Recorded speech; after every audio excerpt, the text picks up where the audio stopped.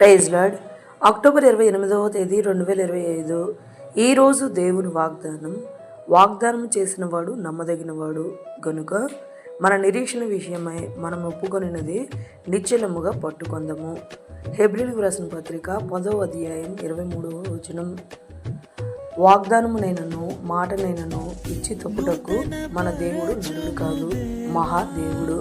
పాపులమైన మన కొరకు ఎన్నో వాగ్దానములను భద్రపరిచిన మన తండ్రి వాగ్దానములను మన జీవితంలో మనం స్వతంత్రించుకోవాలంటే యథార్థమైన హృదయముతో యేసేను మనం అనుసరించుకోవడమే జీవ గ్రంథంలో మన కొరకు రాయించిన యెహోవా దేవుని ఆజ్ఞలను అవలంబించి మరియు పాటించి ఎంతైనా నమ్మదగు మన దేవుని రెండవ రాకడకై నిరీక్షించువాడమే వాక్యమును నిశ్చలముగా పట్టుకొని అనుసరించడము.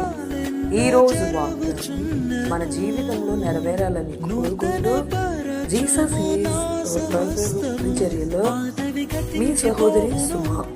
ఆమేన్. God bless you all. నీలో ఉత్సహించుచు నీకై ఎదురు చూతును నూతన పరచము దేవా.